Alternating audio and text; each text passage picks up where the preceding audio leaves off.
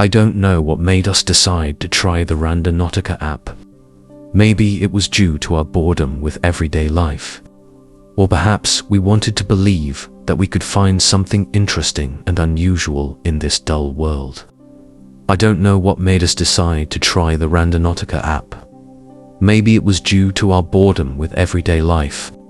Or perhaps we wanted to believe that we could find something interesting and unusual in this dull world. As we began to lose interest, the app provided a new point. This one was located in a wild forest area, far away but not too far to drive to. It seemed promising, and my excitement returned. Mark smiled and winked at me. This time, it's definitely going to be more interesting.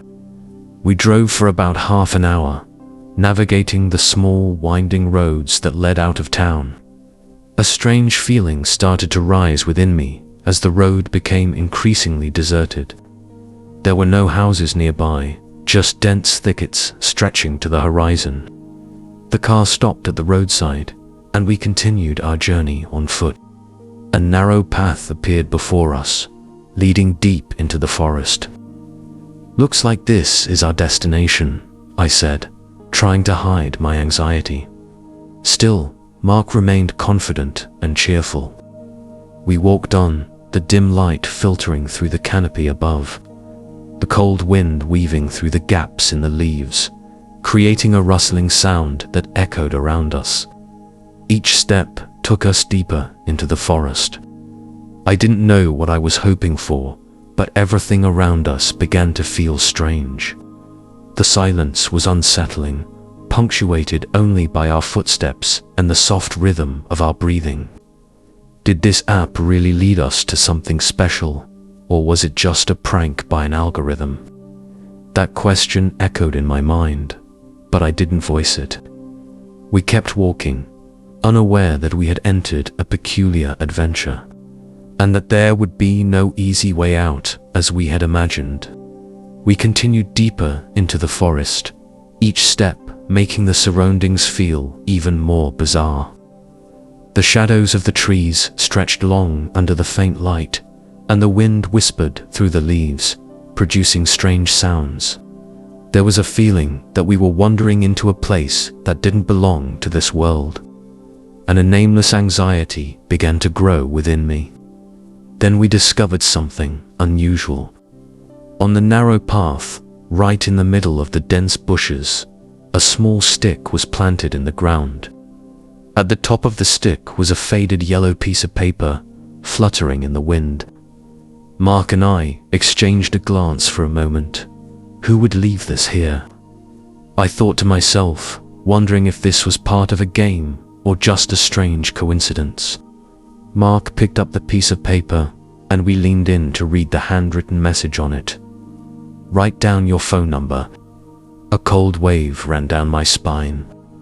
Why would someone want our phone numbers, and why leave this note in the middle of the deserted forest? Mark, as usual, showed no signs of worry. He smiled, seeming to enjoy the mystery of it all, curious to see what happens. Mark asked, looking at me with a mischievous glint in his eye. I shook my head, feeling uneasy about the situation, but Mark unfolded the paper before I could say anything.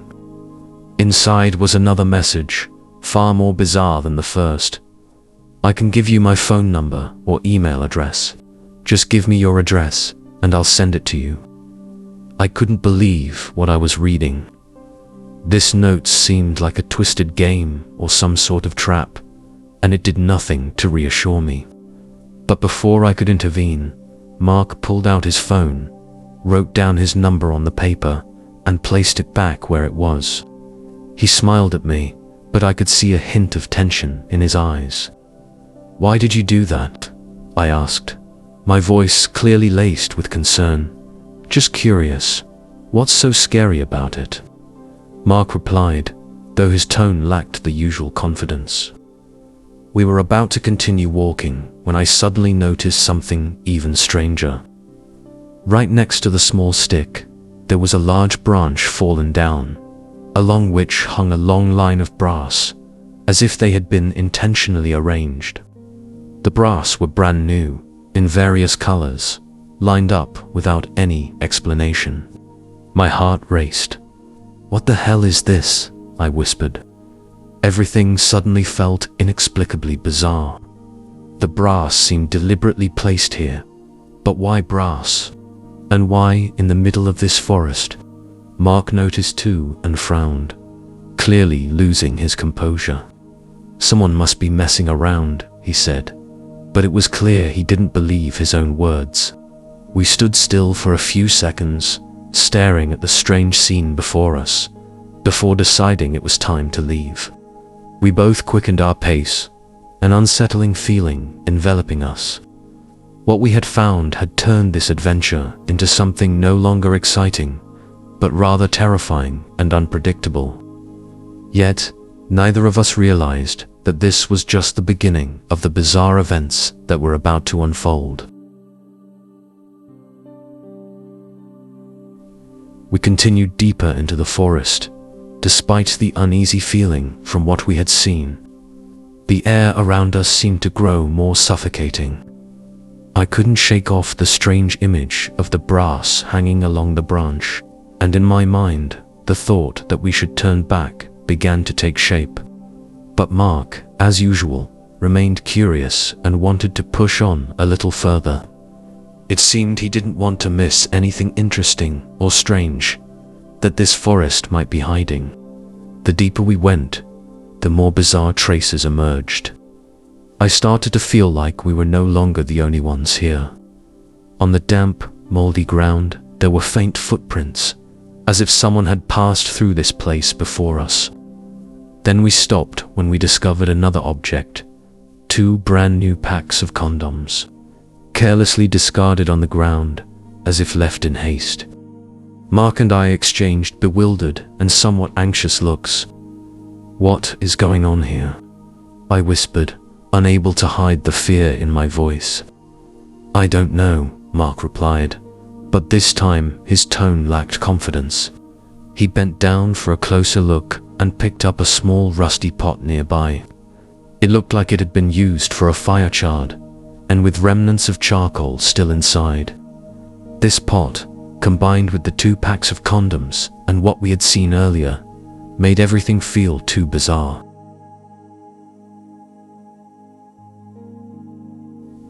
I felt certain that we were stepping into a place that didn't belong to us. These things couldn't simply be the remnants of a carefree camping group. They seemed to relate to something darker. The signs were too obvious to ignore, and it felt as if we had unwittingly walked into a story where we didn't want to be the main characters. "We should go, Mark. Everything here feels wrong," I said, trying to keep calm, but the anxiety was slowly overwhelming me. Mark nodded, and for the first time since we started this journey, I saw him hesitate.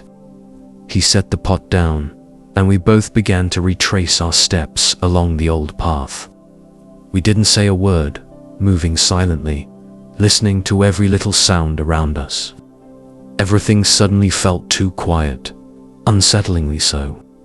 It seemed like the whole forest was watching our footsteps, waiting for us to leave.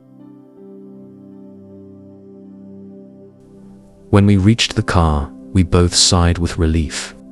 No one said anything, but we knew that this adventure had gone too far.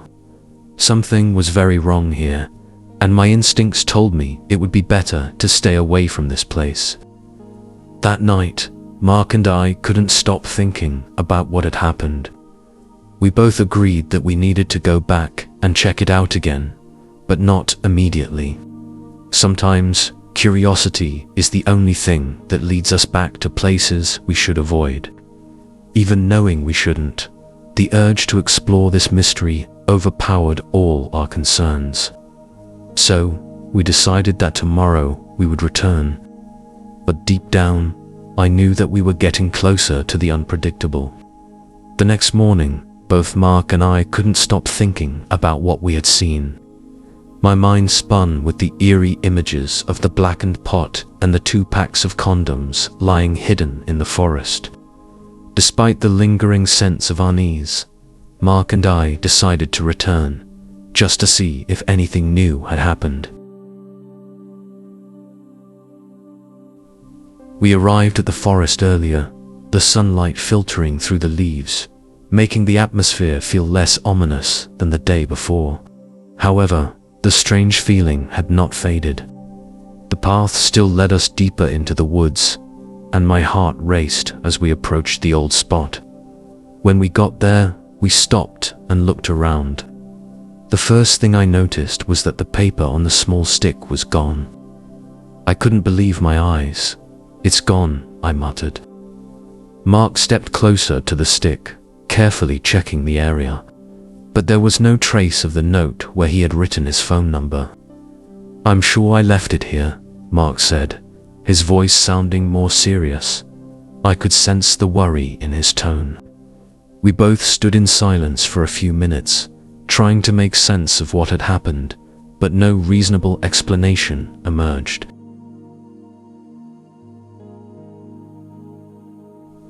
With nothing left to investigate, we decided to head back. We remained quiet the whole way, each lost in our own thoughts. I couldn't stop wondering who had taken the note and what it meant. A few days later, we tried to forget about the incident. However, on the fourth night, Mark suddenly received a message from an unknown number. The content was just one word: "Hi." Mark told me about the message immediately. "It could just be a wrong number," I said, trying to reassure both of us. But deep down, I felt uneasy. A message from an unknown number just days after the note disappeared in the woods. This couldn't be mere coincidence. Mark decided to reply. "Hi, who is this?" He typed, trying to keep his voice steady, but I could see the tension etched on his face. The response from the unknown number came faster than we anticipated. The next message was brief, consisting only of Mark's home address. Just the address, no explanation, no sender's name. We both stared at the phone screen, shocked and shivering. A wave of fear washed over us, unpredictable and chilling. How could the sender know Mark's address? Was the person who took the note the one behind this? Everything began to become too clear. Someone was watching us, and now they knew exactly where we lived. Mark didn't say a word, quickly blocking the number. While this helped him feel a bit less frightened, I knew our sense of safety had been shattered. We were facing something far more dangerous and sinister than we had imagined when we first embarked on this adventure. The strange mysteries that Randonautica presented to us were no longer just unusual occurrences. It had become something far more terrifying, a game involving someone or something beyond our control. In the following days, both Mark and I were engulfed in feelings of anxiety and unease. The atmosphere seemed perpetually heavy and tense. Every time my phone rang, I couldn't help but wonder if it was another message from the unknown number. Another piece of the puzzle we had inadvertently stumbled into.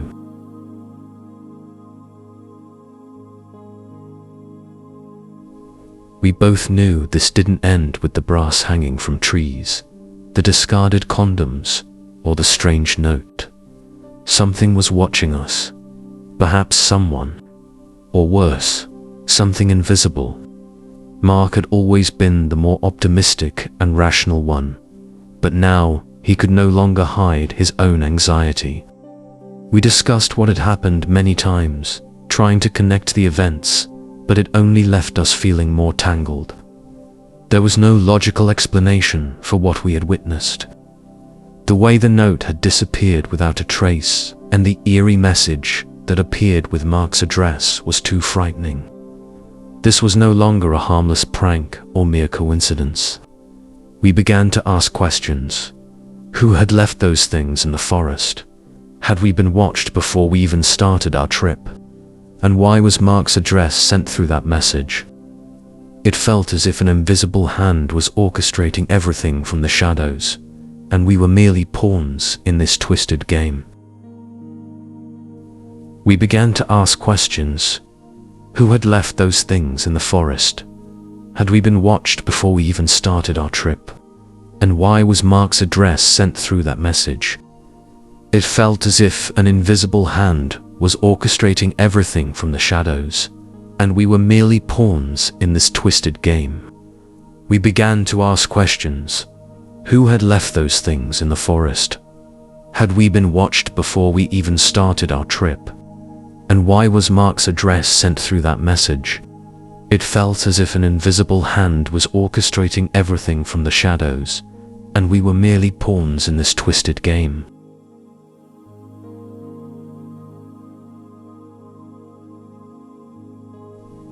After much deliberation, Mark and I made a decision. We would never go back to that area again. What happened there was not something we wanted to understand more deeply, and no matter how many unanswered questions lingered, we knew the best thing we could do was to distance ourselves from it. We immediately uninstalled the Randonautica app from our phones, hoping that would put an end to everything. Despite our efforts to return to normal life, the images and events that took place in that forest lingered in my mind. At times, I wondered if everything had truly ended. Was someone watching us, just waiting for a mistake to reappear? Those thoughts kept me restless at night. Even though we had distanced ourselves from the forest and deleted the app, the mystery continued to haunt us like an unshakable shadow. What really happened there? Who sent the message to Mark? And why did those eerie signs appear in the woods? Perhaps these questions would forever remain unanswered. A mystery that Mark and I would never have the courage to delve into. This enigma remains unsolved, and it may never be revealed. I never thought I would get caught up in such a strange adventure. It all started from a small curiosity about an app I saw online. The app is called Randonautica. It promises to lead you to random points that may contain surprises, even eerie ones. When I first heard about it on TikTok, I just laughed it off. But as more people shared their experiences, my curiosity began to grow. One day, I decided to download it, and of course, I brought along Liam, my best friend, who is always ready for adventures.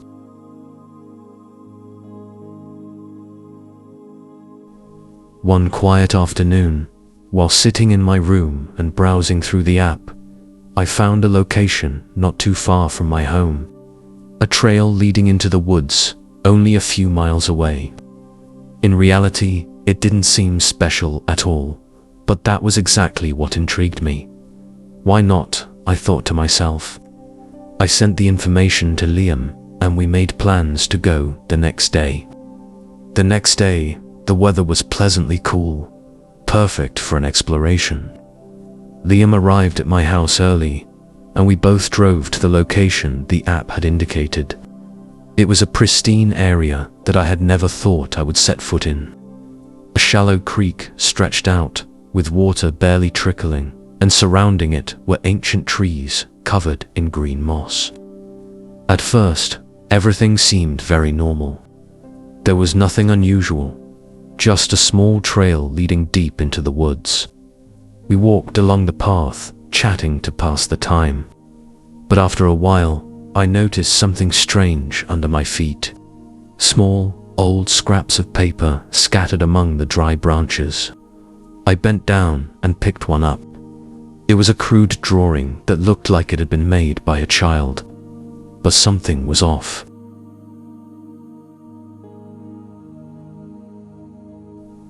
The drawings on the paper weren't just random doodles from a child. They were filled with strange symbols. There were spiraling curves, symbols I couldn't understand, mixed in with a few lines of indecipherable text. Liam also bent down to pick up another piece of paper. "What is this?" he asked, sounding more intrigued than frightened. "I don't know why, But there was something about these drawings that made me feel uncomfortable. One scrap of paper had the words "play with me" scrawled messily. It wasn't exactly scary, but there was something that sent chills down my spine. "It seems like someone has been here before us, right?" I said, feeling as if hundreds of invisible eyes were watching every step I took. Liam nodded, but he remained nonchalant. Maybe it was a group of kids playing, leaving these things behind. He laughed, trying to ease my worries. But I couldn't deny that a sense of unease was creeping into my mind. Still, we decided to continue exploring to see if there was anything else in the area. But no matter how far we went, I couldn't shake the strange feeling from those drawings. A part of me wanted to turn back immediately, but another part wanted to go deeper to see if this app would truly lead us to something terrifying. I told myself it was probably just my imagination, but as I would soon realize, this was just the beginning of a series of inexplicable events. I stood there in the quiet space of the forest, holding the scraps of paper with the scribbled drawings, trying to understand who had left them here and why. The first drawing I held was of a snowman with the words, "Your birthday." I skimmed through a few other drawings, nothing clear besides some tangled images, symbols, and a few lines of text that I couldn't make sense of. Just then, a strange sound echoed, very soft, like the wind rustling through the leaves, but not quite. I stopped breathing, straining to listen. Clearly, it was a whisper, and the sounds seemed to be coming from behind me. "Play with me," a gentle voice said, like that of a child. It was so clear that I felt like someone was standing right behind me. My heart raced, and I turned around abruptly.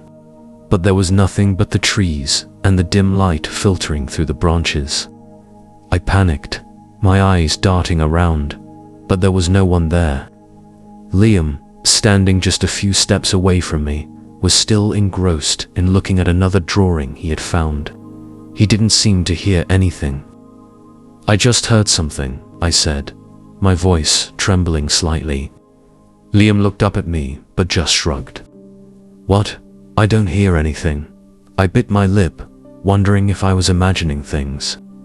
But that voice, it felt too real to be a hallucination. A voice. "A child's voice," I said, looking around again, trying to find any sign of someone. But there was nothing but the eerie silence of the forest. Liam looked at me skeptically, but he still tried to reassure me.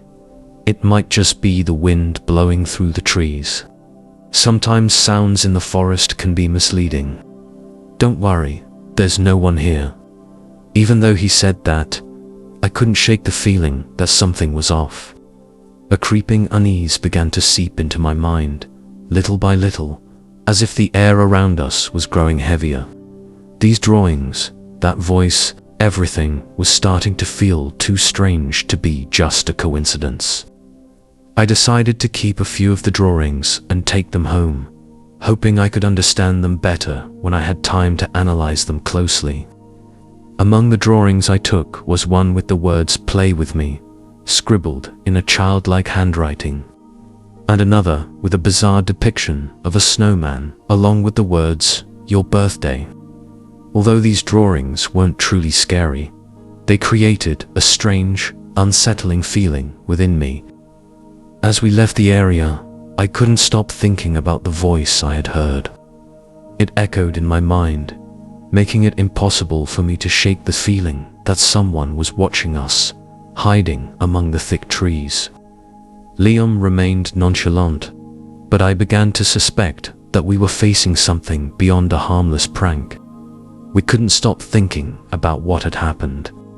The strange drawings, the voice I had heard, all haunted my mind every time I tried to sleep. Liam felt that something was off too, even though he didn't say it. So, after a few days, we decided to return to the creek, hoping to find more clues, or at least see if anything had changed. When we arrived, the atmosphere felt different. Everything was as silent as before, but this time, the silence seemed heavier. We approached the area where we had found the drawings last time, but the sight before me sent chills down my spine.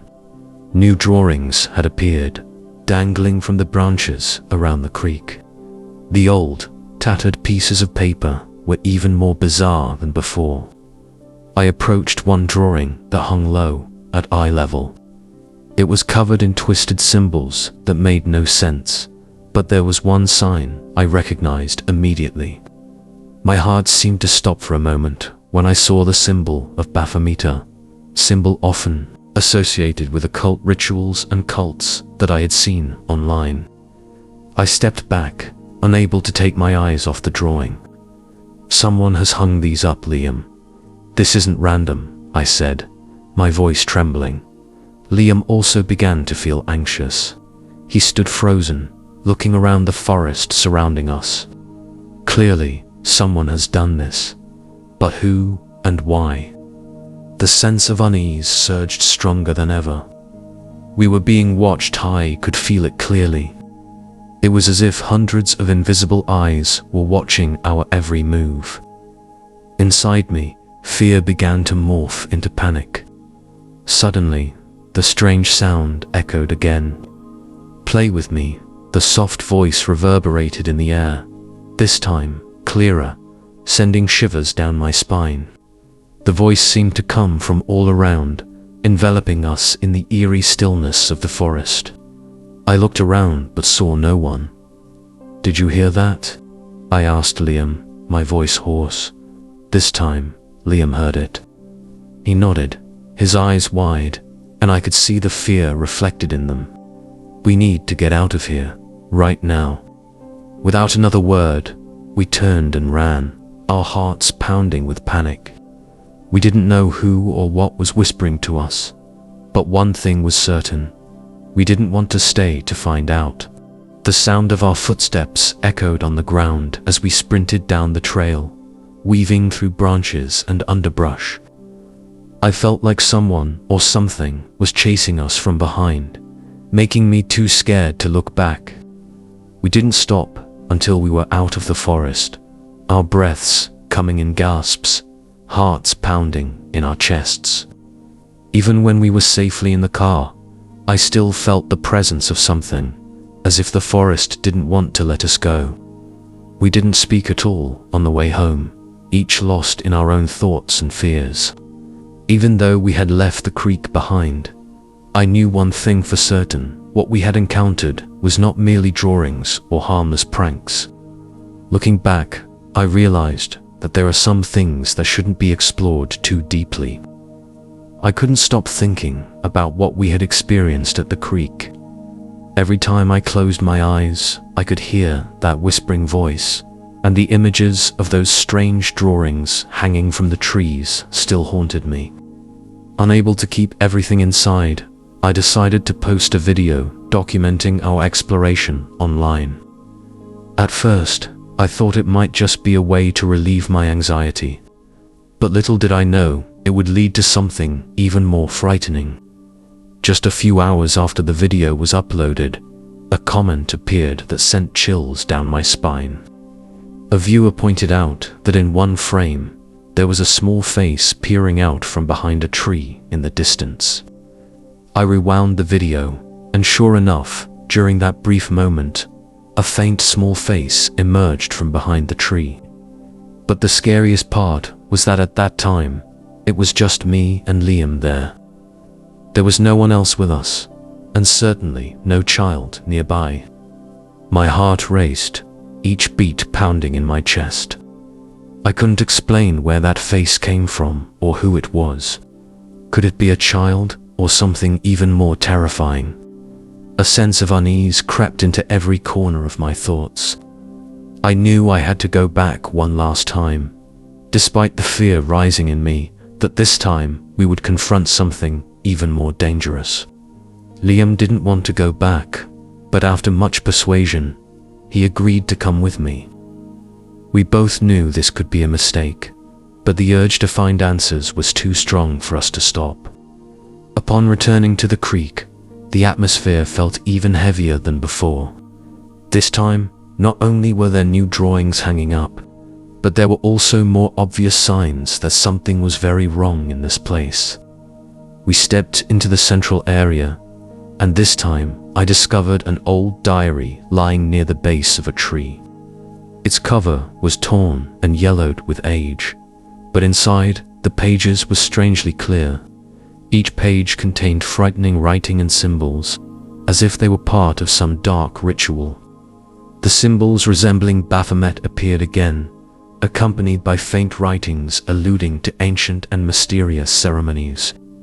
Liam slowly flipped through the pages, worry etched across his face. "This isn't random," he whispered. "Someone has been here, and they're doing something unhealthy."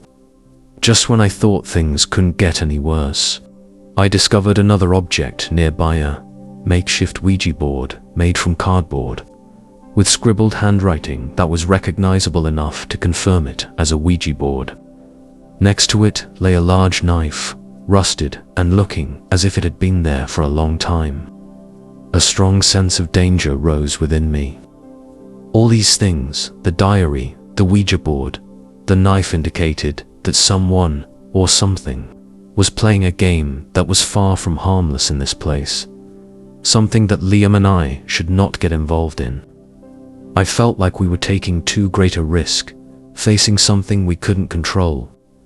"We should leave, right now," Liam said, his voice thick with worry.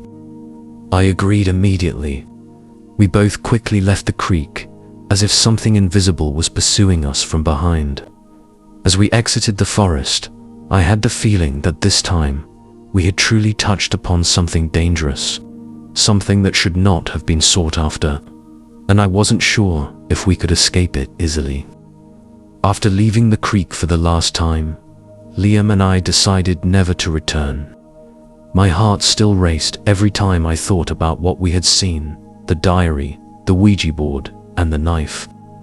Everything there felt like a warning that we had crossed our limits. Upon returning home, I quickly uploaded the final video, but this time not for entertainment or to share the experience as before. It was a way for me to try to escape the obsession, as if posting it online could help me share the psychological burden I was carrying. However, it didn't help at all. Instead, anxiety and fear clung to us day and night. I couldn't close my eyes without seeing the strange pictures in my dreams. The child's voice whispering "play with me" echoed repeatedly in my head, haunting me even when I woke up in the middle of the night. Liam was no better. He grew increasingly silent and always looked out the window, as if fearing that something would appear in the darkness. We both knew that the creek had surpassed our understanding. We tried to search for answers, but all we received were unanswered questions.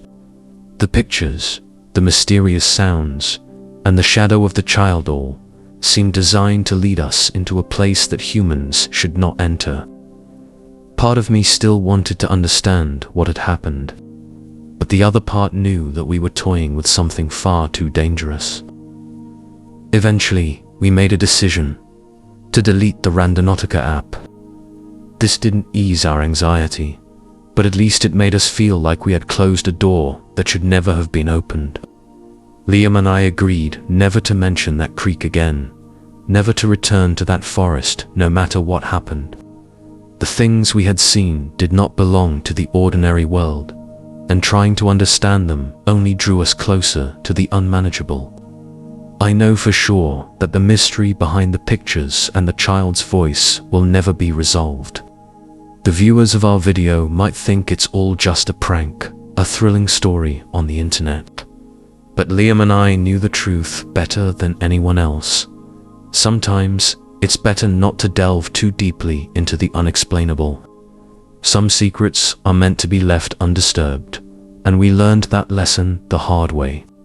Now, in hindsight, I can only tell myself that human curiosity sometimes leads them into things beyond understanding. That creek will forever remain an unsolved mystery, and I can only hope that no one else will seek it out as we did. I remember that night clearly. It started like any other weekend evening, with Sarah and me scrolling through TikTok, looking for something interesting to pass the time. We were both fascinated by mysterious stories, and videos about creepy explorations always piqued our curiosity.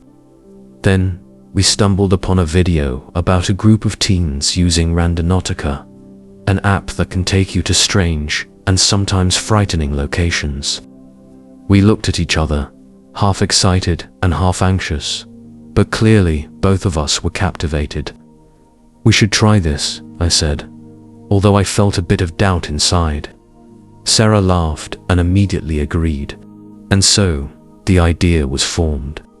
We quickly messaged Jess and Emily, two close friends, to join us. It didn't take long for the whole group to agree. That night, we all gathered in my room.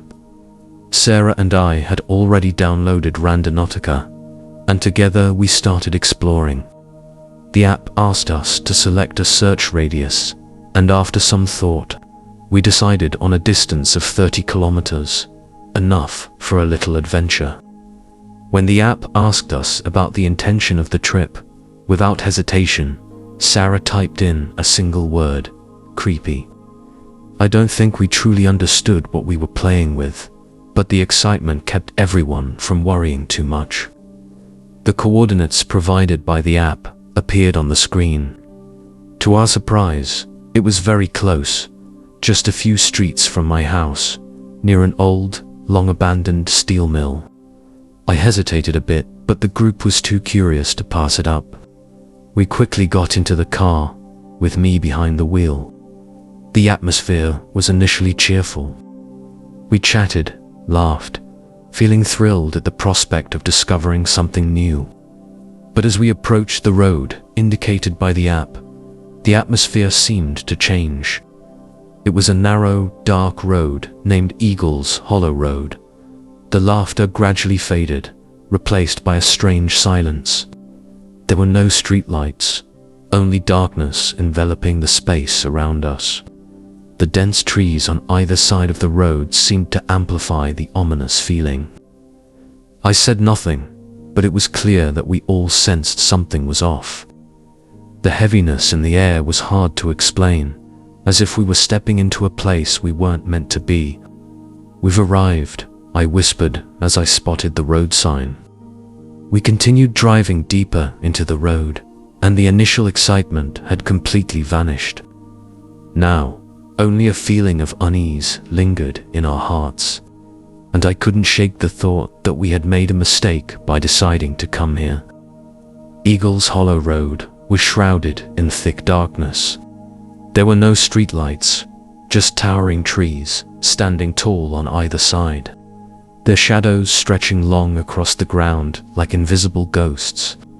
It was past 1 a.m., and just a few minutes earlier, my friends and I had been laughing and talking. Now, an eerie silence had taken over the space inside the car. I slowed down as we approached the location indicated by the app. For the first time that night, I began to wonder if we were making a mistake.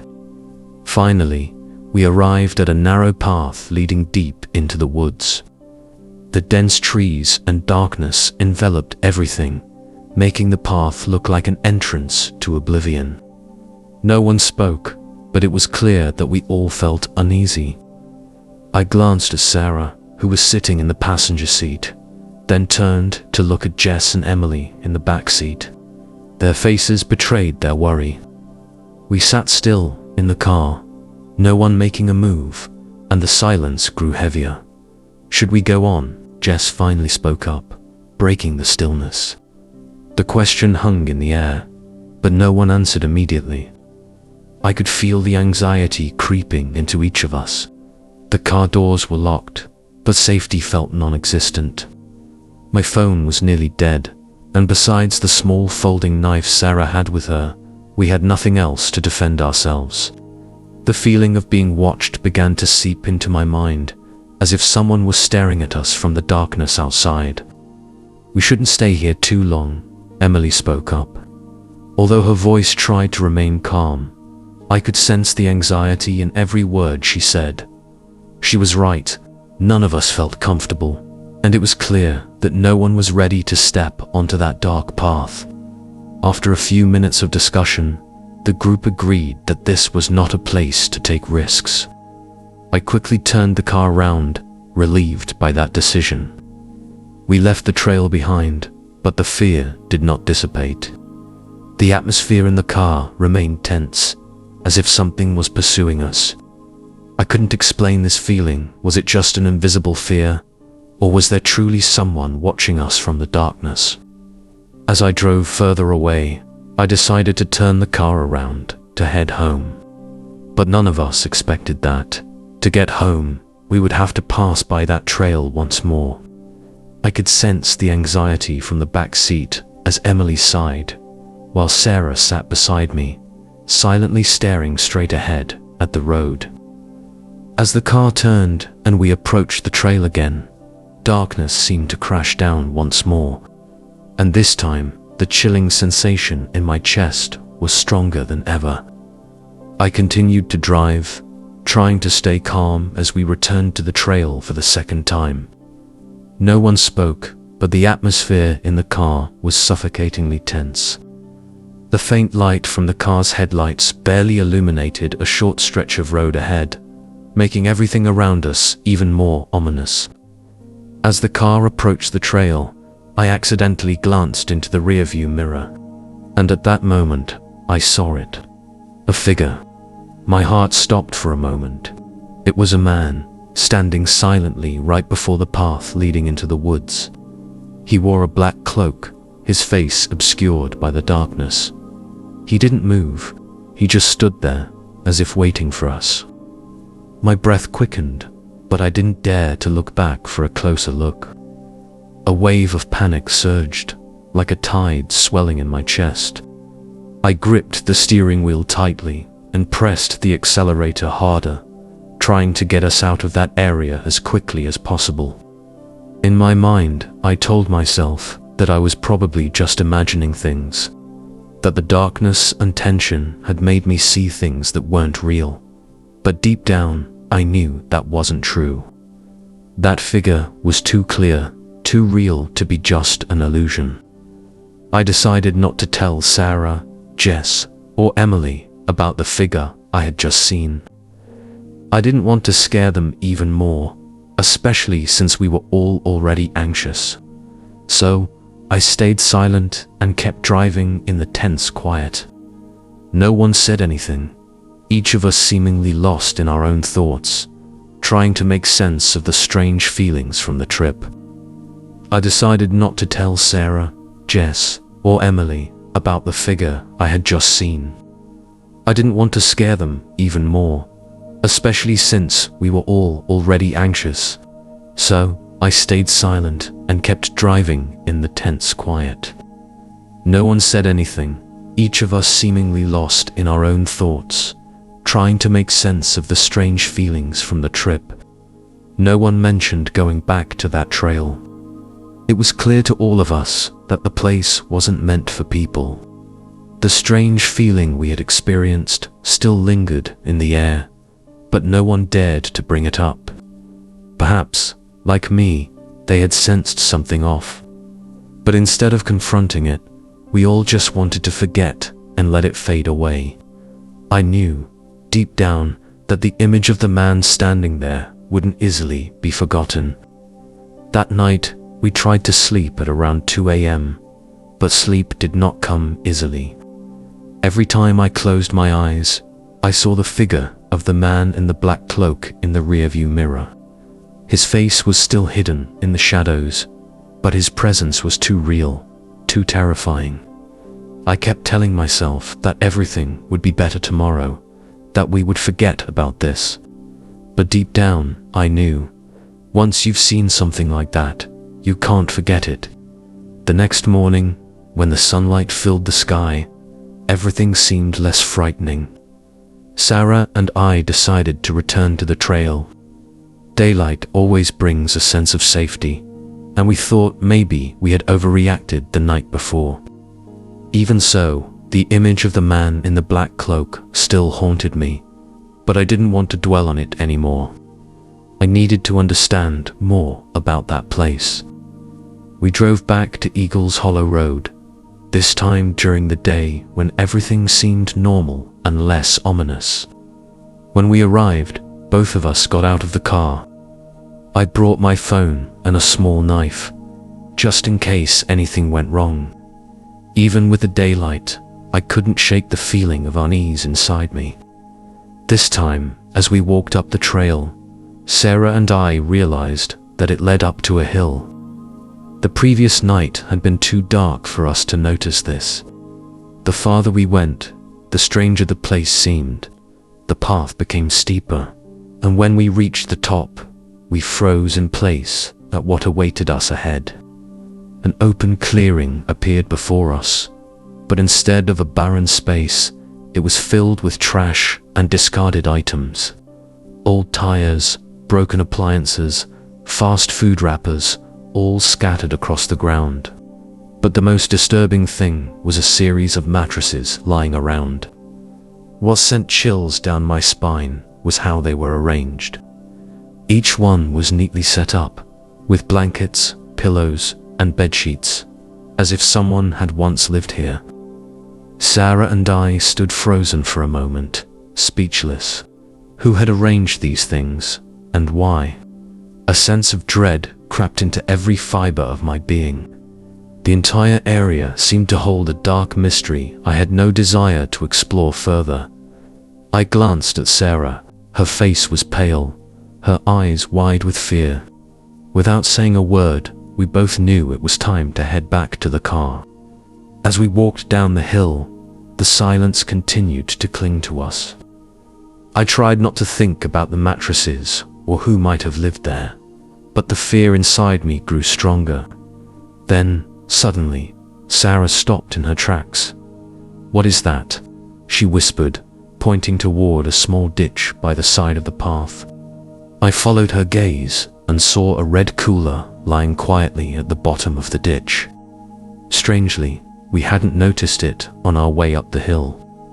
Sarah and I exchanged glances for a moment before cautiously approaching the cooler. A wave of unease washed over me, as if I already knew that whatever was inside would not be anything good. We approached the cooler, anxiety surging within us. From a distance, a putrid smell wafted through the air, making us both feel that something was very wrong. The unmistakable stench of decay overwhelmed the atmosphere, like a warning from another world. And I had a very bad feeling about what we were about to uncover. As we got closer, images began to dance in my mind. I couldn't stop thinking about the horror stories I had heard about strange boxes, the contents of which could bring terror to anyone brave enough to open them. I wondered if there really was a presence of the supernatural, or if it was simply the imagination of people. I searched for a stick nearby, unwilling to touch the box directly. Sarah stood beside me, clutching the small knife tightly, her face pale. She looked terrified, but also determined. I could sense her fear mirroring my own. We had faced strange things together before, but this felt far more serious. Slowly, I used the stick to pry open the cooler's lid, excitement and dread mixing in my chest. Hearing the lid of the box pop open, a wave of hot, putrid air rushed into our faces, causing us to recoil and cover our noses. It felt as if the air had been poisoned by something horrific. I couldn't bear the stench, yet curiosity pulled me closer to the cooler. We exchanged glances, Sarah's eyes wide, as if searching for a bit of reassurance from me. Inside lay a horrifying sight, a tangled mass of black hair, covered in maggots and crawling insects. A mere glance was enough to confirm that something was very wrong in that box. Neither of us dared to look any further. I didn't need to think long to understand that we had likely stumbled upon something truly terrible, something we should never have seen. A chilling sensation crept into my soul, a coldness that no warmth could dispel. Terror instantly flooded over us. I screamed for Sarah, and we sprinted toward the car without daring to look back. My heart raced, and my mind spun with fear. Everything around us faded into a blur, leaving only the sound of our pounding feet and heavy breaths. The path felt endless, as if we were running through an unending nightmare. We climbed into the car, I locked the doors, and hit the gas without thinking. My mind was focused on one thing only: getting out of there as fast as possible. But as I turned the car to leave the trail, I saw him again. The man in the black cloak. He stood silently among the trees, as if observing us from the shadows. This time, I knew I wasn't imagining it. His presence was too real, too clear. I didn't dare say anything to Sarah, but I could tell she sensed something too. Our eyes met for a brief moment, and an indescribable fear spread between us. We didn't stop to find out more. I pressed the accelerator harder and sped toward home, leaving behind the eerie trail and what we had discovered. It felt as if all the fears that had accumulated since last night crashed down on me at once. The horrifying images from the box, the strange sounds, and the figure of the man in black haunted my mind. I didn't dare look back, not wanting to know if he was still standing there. I just wanted to escape forever. After arriving home, we sat in silence in the car for a moment, neither of us saying a word. The heavy feeling hung in the air, making the surroundings seem frozen. Finally, Sarah broke the silence. "We're never going back there, right?" "Never," I replied, my voice trembling. I knew it wasn't just a promise. It was an agreement between the two of us that we would never set foot in that place again. After the incident, we quickly deleted the Randonautica app from our phones and vowed never to try it again. What we had discovered remained an unsolved mystery, and we knew that sometimes there are things that should not be explored too deeply. Some secrets are meant to be left in the dark, where they belong. But the curiosity lingered like a smoldering ember in our minds. In the following days, the haunting image of the box kept returning in my dreams. Every time I closed my eyes, the sight of the tangled black hair and writhing maggots flashed before me, making me feel like I was living in a never-ending nightmare. I tried everything to forget, but we had opened a door that now could not be closed. Sarah was the same. She had become quieter. The bright smiles that once illuminated her face had gradually faded. We went to school together, but the conversations we used to have had disappeared. We just sat next to each other, occasionally glancing at one another without saying a word. Every night, we carefully checked the windows and locked the doors before going to bed, as if we were living in a world full of dangers. That night, after a long day, I lay in bed tossing and turning, unable to find sleep. The night was quiet, but inside me, a storm was brewing. Suddenly, a loud noise rang out from outside the window, startling me. I sat up, my heart racing. Something was lurking outside. I carefully looked outside.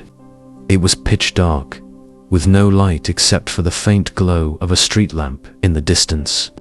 But suddenly, I saw a dark figure moving swiftly among the trees. I couldn't tell if it was the man in the black cloak, but the chill running down my spine made me think of terrible things. I couldn't just sit there, so I decided to call Sarah. "Sarah, can you come over?" I whispered through the phone, trying to keep my voice calm. "There's something outside." Her voice was laced with concern. "I'll be right there." Just a few minutes later, Sarah arrived, breathing heavily as if she had run the whole way. "What's going on?" she asked, her eyes wide open. "I don't know, I just saw something outside." I pointed to the window. it could just be a cat or something, but Sarah moved closer to the window, the dim light from the street lamp casting strange shadows. Should we call the police? She asked. I'm not sure. It might just be a prank, I replied, but I couldn't shake the fear gnawing at my mind. Maybe we should check it out. After a moment of convincing myself, I gathered all my courage and opened the door, while Sarah stood beside me, gripping the small knife tightly. The atmosphere grew heavy, and the sounds of the quiet night seemed to be watching us, waiting for something terrible to happen. Outside, the cold air felt like it cut into my skin. We stepped onto the yard, where the weak light from the street lamp was insufficient to illuminate the darker spots. The dense tree canopies formed strange shapes, and odd noises echoed from behind the bushes, making us feel like we were in the middle of a horror movie. I called out softly, "Is anyone there?" My voice trembled slightly, but there was no response, only the heavy silence enveloping us. Sarah stood close by, and I could sense her fear hanging in the air. Should we go back?" she whispered, clearly feeling the same anxiety. "I just want to see what it is," I replied, but my voice began to quiver. I wasn't sure if I could face something even more horrifying. Suddenly, a dark figure moved quickly between the trees, and we jumped, turning back. We couldn't see its shape clearly, but it seemed to be approaching us. "Run," I yelled, and we both bolted toward the door. Without thinking, there was only one thing on my mind: escape from this place. I didn't dare look back, but the feeling of something chasing us pushed me to run faster. The door slammed shut behind us, and I locked it tight, my heart pounding in my chest. Are we safe?" Sarah asked, her voice filled with worry. "I don't know," I replied, but something in my tone didn't sound convincing enough. Suddenly, a loud knock echoed against the door. We both turned sharply, our hearts stopping. "Who is it?" Sarah asked, trembling. "Stay calm," I replied, but I couldn't shake off the feeling of panic. We clung tightly to each other, as if a close connection would help us weather the storm. All night long, we couldn't sleep a wink. The light from the street lamp streamed into the room, but it couldn't chase away the heavy, gloomy feeling. Strange sounds from outside kept disturbing us, and I felt as if something was watching. Sarah and I sat on the couch in silence. We looked at each other, our eyes filled with worry, and a big question hung in the air. What have we done? "I don't know if this is related to the box," I said, trying to organize the chaotic thoughts in my mind. Sarah shook her head. "Maybe, but if that's the case, we need to find out more." "But how?" I asked, a feeling of helplessness washing over me. "We can't go back to that place. Maybe we can search online, or ask someone who knows about Randonautica," Sarah suggested. But the unease in her eyes showed that she wasn't too confident about that either. The next day, we began searching for information about the box and Randonautica online. What we found didn't make us feel any better. Many people had similar experiences with strange boxes, and numerous chilling stories about secrets buried in the past began to emerge. "Do you think we should talk to someone?" Sarah asked, her eyes filled with worry. "Maybe there's someone who knows about these things." "I don't know, but I don't want to get into any more trouble," I replied. But a part of me was still urging to find out more. "We could go to the library and look for books about the mysterious," Sarah suggested. "Maybe we'll find something helpful." That evening, we decided to go to the library. The dim yellow light from the lamps illuminated the space, making it feel even more mysterious. Old books were stacked high, their pages yellowed and somewhat torn, as if the secrets of the past were silently waiting for us.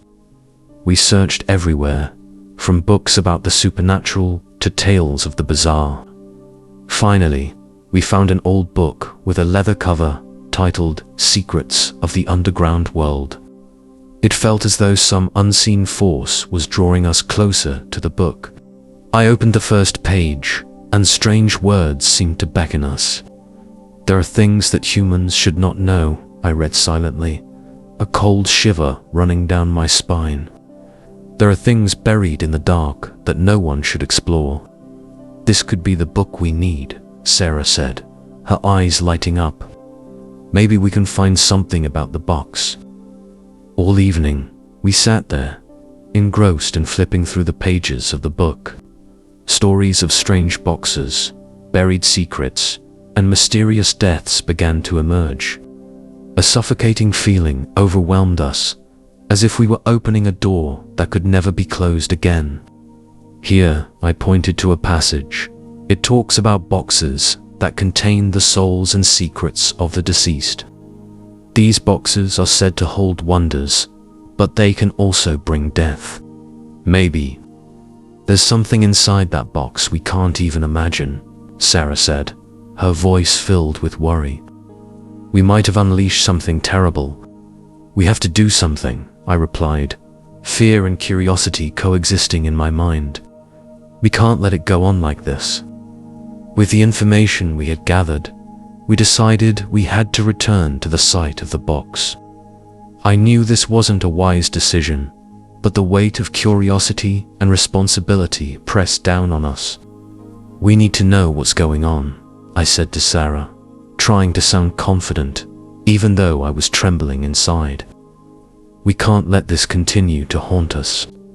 Sarah nodded, but I could see the worry in her eyes. "We can bring some items to protect ourselves," she suggested. "That's right," I agreed. "We need to prepare for the worst." The next day, we returned to the road leading to where the box was located. A wave of anxiety surged within me, but we had decided to face the truth. I felt cold sweat trickling down my back as our car traveled along the familiar path.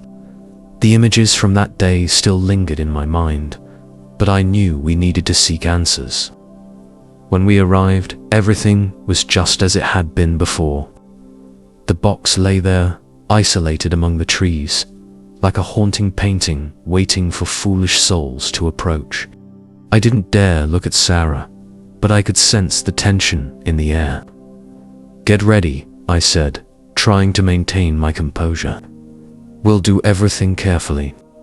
We approached the box, a chill creeping back into my mind. I couldn't ignore the stench from before, but curiosity compelled me to keep going. I pulled out a glove and a stick, deciding not to touch the box with bare hands. As I began to lift the lid, a cold gust of wind swept through, making me shiver. Once again, the foul odor rose up, threatening to make me vomit, but I forced myself to hold it together. Using the stick, I pried the lid open, and as it popped off, a horrifying sight emerged before us. This time, inside the box were not just the tangled hair, but also strange items: a silver ring, an old watch, and a photograph. My heart stopped when I saw the picture. It was a photo of a woman I had never seen before, but there was something familiar about the look in her eyes. "Who is she?" Sarah asked, her eyes wide as she gazed at the photograph. "I don't know," I replied, but my mind stirred with vague memories. Maybe we should find out more about her. We decided to bring the watch and the photograph back home, the feeling of fear enveloping us once again. Once we got home, I sat down and flipped through the photo again, feeling as if something was pulling me into the world of the girl in the picture. The features of her face, her deep-set eyes, seemed to be trying to tell me something. "I feel like we're sinking deeper into something dangerous," Sarah exclaimed, her expression filled with anxiety. "But we have to find out who this woman is. We need to investigate whether this photo has any connection to the box," I said, sensing that we were at the heart of a terrifying mystery. We spent the following days searching for information about the woman in the photograph. We scoured the internet, visited the library, and asked people around us, but no one knew who she was. The feeling of being stuck became even heavier as strange dreams returned to haunt us. Last night, I saw the woman in my dream again. This time, she looked at me with eyes full of sadness. "Help me," she whispered, causing me to wake up in a panic. "I don't know what to do," I said, but deep down, something compelled me to help her. The next day, when Sarah came over, I had made up my mind. "We have to find a way to help her," I told Sarah. "Maybe she's a victim of something terrible." Sarah nodded, but her eyes were filled with worry. "We have to be careful. We can't let this affect our lives." And so we began our journey to uncover the truth about the woman in the photograph. We followed the clues we found, from old stories to mysterious locations she might have visited. Each discovery made us feel like we were getting closer to the truth, but it also heightened our awareness of the dangers that awaited us. As the days passed, we encountered many strange occurrences, from unfamiliar faces appearing at the places we visited to mysterious sounds in the night. I began to feel that something was off, as if someone was watching us. Finally, we found a piece of paper in an old book that revealed the name of the woman in the photograph, Evelyn. She had lived in an old house in the suburbs, but the house had been abandoned for a long time. It felt like everything was gradually coming together, and the name Evelyn echoed in my mind like an alarm bell. "We have to go to that house," I told Sarah. And although I knew it might be a terrible decision, I couldn't resist the pull of the truth. One afternoon, we decided to set out for the house where Evelyn had once lived. It was deep in the woods, surrounded by dense trees and an oppressive atmosphere. It felt as if something was waiting for us there. As we stepped inside, a cold draft hit our faces. The walls were cracked and dust covered everything. But there was a strange feeling inside, as if the house was still alive and watching us. We explored each room, and finally, we found an old mirror. It still gleamed despite its age. I stepped closer, gazing into the mirror, and suddenly felt an eerie sense of familiarity. As I looked into the mirror, I saw Evelyn's image staring back at me. Her face was tear-streaked, and her eyes seemed to plead for help. "Help me," she whispered, and I felt an uncanny connection between us. "Evelyn," I shouted, but there was no response. Sarah stood beside me, her expression filled with worry. "I feel like she's here," I said, but Sarah shook her head. "This is just an illusion. It's nothing," she replied, though her voice trembled. "I can't let this continue," I insisted, feeling a sense of duty to help Evelyn. As I moved closer to the mirror, a cold gust of wind swept through, and suddenly, Evelyn's image vanished. I felt dizzy and panicked. "We have to get out of here," I urged, unsure if we could escape the horrors awaiting us. As we left the house, something within me continued to gnaw. We couldn't save Evelyn, but that meant we still hadn't found the truth. Something was still waiting for us, and I knew this journey wasn't over yet. When I looked back, I saw a dark figure standing among the trees, and once again, I felt the presence of the man in the black cloak. This time, I was no longer afraid. I had decided to face it. The secrets were still waiting, and I knew there were things I had to uncover, no matter how dangerous it might be.